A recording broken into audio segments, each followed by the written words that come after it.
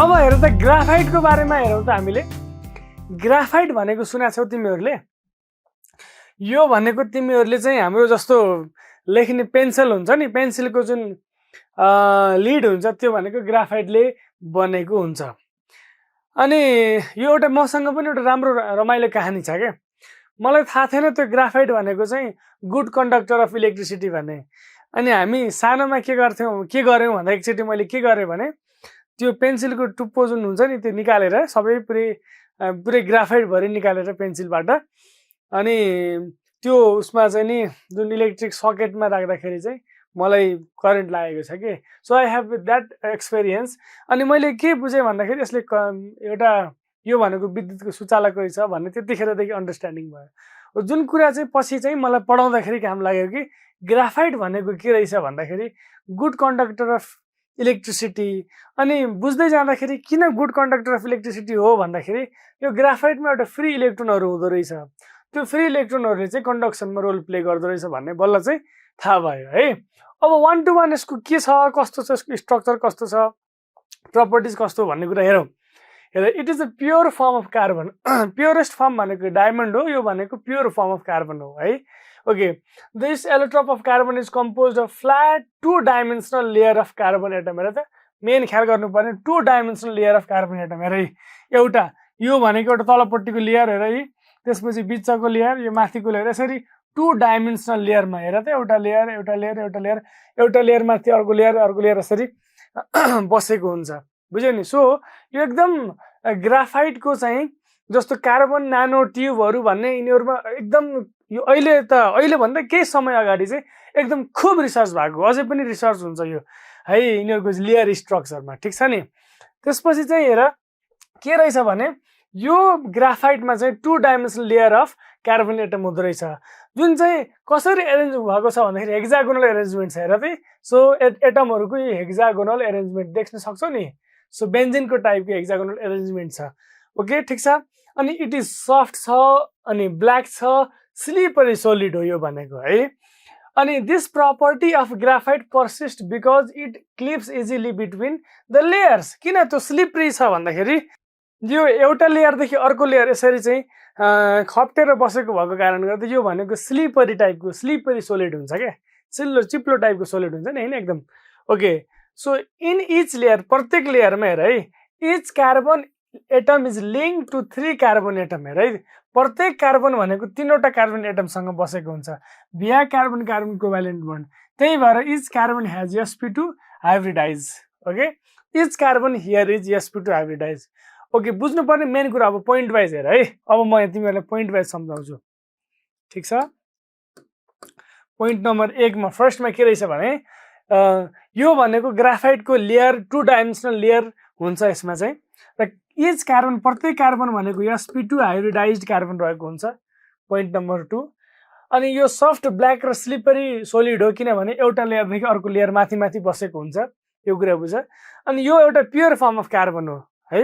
यदि कुरा बुझ्यो भने तिमीहरुलाई एकदम इजी हुन्छ ठीक छ नि अर्को कुरा चाहिँ कार्बन कार्बन बन्ड लेन्थ भनेको 1.42 एङ्गस्ट्रम रहेको हुन्छ है यसको चाहिँ नि डायमन्डको लागि कति थियो कार्बन कार्बन बन्ड लेन्थ भनेको 1.54 एङ्गस्ट्रम थियो ठीक छ नि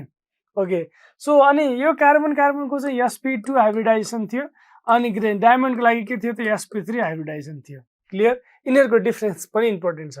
ओके यहाँ चाहिँ के छ भने यो ग्राफाइटमा एउटा फोर्थ बन्ड भनेको एउटा पाई बन्ड हुन्छ बुझ्यौ नि यसमा के रहेको हुन्छ भन्दाखेरि एउटा पाई इलेक्ट्रोन रहेको हुन्छ यिनीहरुमा चाहिँ एउटा के हुन्छ पाई इलेक्ट्रोन हुन्छ जुन चाहिँ डिलोकलाइज्ड हुन्छ के भन्नुको मतलब एक ठाउँबाट अर्को ठाउँमा जान्छ के हुन्छ डिलोकलाइज्ड हुन्छ क्लियर छ नि हो यो कुरा ख्याल गर्नु पर्यो दिस इज इम्पोर्टेन्ट है so the fourth bond formed as a pi bond since pi electrons are delocalised they are mobile and can conduct electricity यो चाहिँ एकदम इम्पोर्टेन्ट पोइन्ट सो किन चाहिँ ग्राफाइटले इलेक्ट्रिसिटी कन्डक्ट गर्छ भने there exist pi electrons which are delocalised that move from one place to another place that's why it is के छ it conducts electricity okay you have to understand यो दुईटा form हुन्छ alpha form र beta form वास्तवमा यो अलि मैले डिटेल भनेको यो इन द यो अल्फा फर्म र बिटा फर्म भनेको अन द बेसिस अफ एरेन्जमेन्टको आधारमा भनेको छ कि जस्तो एरेन्जमेन्ट दुई प्रकारको हुन्छ कि एउटा एबी टाइपको एरेन्जमेन्ट हुन्छ तिमीहरूले सोलिड स्टेटमा पढ्नुपर्ने कुरा हो अर्को चाहिँ एबिसी टाइपको एरेन्जमेन्ट हुन्छ कि है सो अल्फा फर्म भनेको एबी टाइपको एरेन्जमेन्ट हुन्छ अनि बिटा फर्म भनेको एबिसी टाइपको एरेन्जमेन्ट रहेको हुन्छ क्लियर छ यो कस्तो एबी फर्मको एरेन्जमेन्ट भनेको जस्तो एटमहरू सपोज है यहाँ हेर है ल यो एउटा एरेन्जमेन्ट भयो ठिक छ ल यहाँ यसरी चाहिँ विभिन्न यिनीहरूको चाहिँ यहाँ दुईटा भोइड भनेको छ यहाँ हेर त so here is a one void here is another void clear छ यदि कुनै एटमले एउटा यो फर्ममा यो भोइड यो माथिल्लो भोइड चाहिँ नि लाई ढाक्ने हिसाबले एउटा एरेन्जमेन्ट बनेको छ भने एउटा टाइपको एरेन्जमेन्ट भयो अर्को लेयर चाहिँ यो भोइड तल्लो भोइडले चाहिँ ढाक्ने एउटा एरेन्जमेन्ट बनेको छ भने अर्को टाइपको एरेन्जमेन्ट हुन्छ त्यसैले गर्दा depending upon its arrangement they have been classified in alpha and beta form alpha फर्ममा एबी एरेन्जमेन्ट हुन्छ बिटा फर्ममा एबिसी एरेन्जमेन्ट हुन्छ ओके ठिक छ नि सो अब यो स्लाइडबाट बुझ्नुपर्ने एकदम 5 सेकेन्डमा हेर ख्याल गरेर रिभाइज गर यिनीहरूमा चाहिँ के हुन्छ डिलोकलाइज्ड पाई इलेक्ट्रोन हुन्छ जसले गर्दा विच गिभ्स कन्डक्टिभिटी अनि यो दुईटा फर्म हुन्छ एरेन्जमेन्ट एउटा एबी टाइप एरेन्जमेन्ट हुन्छ अर्को एबिसी टाइप एरेन्जमेन्ट हुन्छ हेर त look at here this is AB type arrangement यो भनेको एबी टाइप एरेन्जमेन्ट ठिक छ यसरी बस्यो भने अनि यो भनेको एबिसी टाइपको एरेन्जमेन्ट सो यति डिटेल तिमीहरूले जान्नु पर्दैन जस्ट दुईटा फर्म हुन्छ अल्फा र बिटा फर्म बुझिराख ठिक छ नि ओके अब अर्को पोइन्ट हेर त यहाँ के भनेको छ since the layers are stacked over each other मतलब एउटा लेयर हेर त यो एउटा लेयर छ जस्तो एउटा हेक्सागोनल लेयर छ यो एउटा हेक्सागोनल लेयर छ अनि त्यो माथि अर्को हेक्सागोनल लेयर छ so layers are stacked over each other है त्यसैले गर्दा के छ त भन्दाखेरि यो एउटा स्लिपरी सोलिड छ भने चाहिँ यदि लेयरको फर्ममा 2 डाइमेन्सनल लेयर स्ट्याक भएको छ भने सम्झ्यो that must act as lubricant है त्यो चाहिँ लुब्रिकेन्टको रूपमा प्रयोग हुन्छ हो त्यसैले गर्दा यो चाहिँ नि हामीले ग्राफाइटलाई हामीले द्याट क्यान एक्ट एज लुब्रिकेन्टको रूपमा युज गरिन्छ एउटा इम्पोर्टेन्ट पोइन्ट क्लियर छ सो एउटा इम्पोर्टेन्ट पोइन्ट के रहेछ त that acts as what lubricant है द्याट एक्ट्स एज लुब्रिकेन्ट एउटा यो पोइन्ट ख्याल गर्यो ठिक छ अब next point it has also metallic luster which helps in the conduction of electricity it is very good conductor of both heat and electricity के त good conductor of electricity is due to presence of pi electrons clear अर्को point भनेको one of the most important properties of graphite is that it is used as dry lubricant for the machine at high temperature where we cannot use oil हेर कुनै एउटा यस्तो condition चाहिन्छ जहाँ चाहिँ एकदम धेरै हाई टेम्परेचरमा चाहिँ ओइलले एज अ लुब्रिकेन्ट प्रयोग गर्न सकिँदैन त्यस्तो अवस्थामा हामीले ग्राफाइट युज गर्छौं ठीक छ graphite is used as lubricant at high temperature that's why त्यो लुब्रिकेन्ट के हो त ड्राई लुब्रिकेन्ट हो के जुन ओइल होइन तर लुब्रिकेन्टको काम गर्छ त्यही भएर यसलाई ड्राई लुब्रिकेन्ट भनियो क्लियर ओके ओके अर्को भनेको graphite is used to make crucibles which have the property that they are inert to dilute acid as well as alkali मतलब ग्राफाइट लाई चाहिँ के को रूपमा युज गरिन्छ क्रुसिबल को रूपमा हामीले युज गर्छौं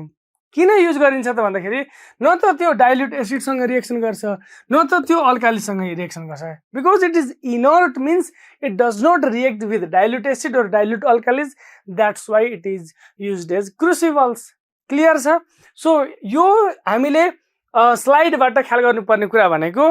एकदम इम्पोर्टेन्ट कुरा भनेको it is used as dry lubricant किनभने at high temperature we can not use oil as lubricant एउटा एकदम इम्पोर्टेन्ट पोइन्ट भनेको it is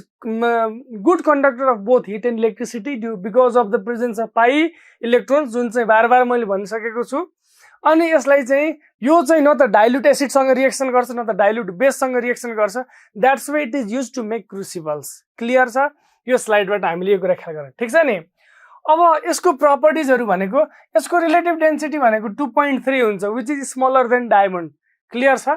it is used as moderator for fast to slow down the fast moving न्यूट्रोन्स